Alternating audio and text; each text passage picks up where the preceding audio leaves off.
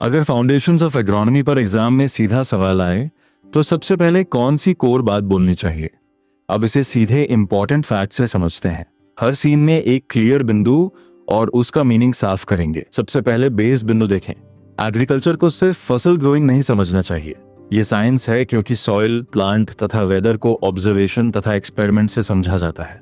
ये आर्ट और बिजनेस भी है क्योंकि फार्मर जजमेंट, कॉस्ट, मार्केट तथा प्रॉफिट सब साथ चलते हैं। अब अगला बिंदु देखें।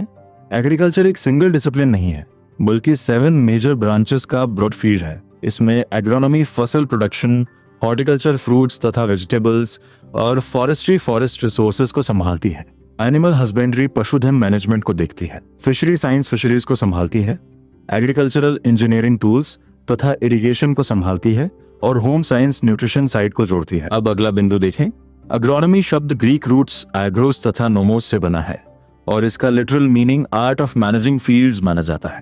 इसका काम सॉइल, फसल तथा एनवायरनमेंट को ऐसे मैनेज करना है कि प्रोडक्टिविटी तथा इकोनॉमिक रिटर्न बढ़े। सॉइल फर्टिलिटी को बचाते हुए व्यावहारिक फसल प्रोडक्शन डिसीजंस लेना एग्रोनॉमी का कोर फोकस है। इसीलिए एग्रोनॉमी को मदर ब्रांच ऑफ एग्रीकल्चर कहा जाता है और पिएट्रो डे क्रेसेंजी को फादर ऑफ एग्रोनॉमी माना जाता है। अब आखिरी बिंदु देखें।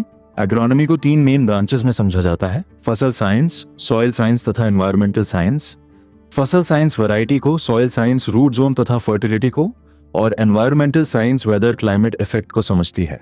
यही तीनों मिलकर सॉइल फसल एनवायरमेंट रिलेशनशिप को व्यावहारिक फार्मिंग फ्रेमवर्क में बदलते हैं। अब पूरी तस्वीर को एक साथ देखें। फाउंडेशंस ऑफ एग्रोनॉमी की कोर पिक्चर डेफिनेशन, व्यावहारिक मीनिंग तथा इंपॉर्टेंट फैक्ट से बनती है। अब पूरी रिपोर्ट की पिक्चर डायरेक्ट पॉइंट्स के साथ साफ बैठती है। ऐसे ही एग्रीकल्चरल कॉन्सेप्ट्स के डॉट्स को कनेक्ट करने के लिए आगरी डॉट्स के साथ बने रहें।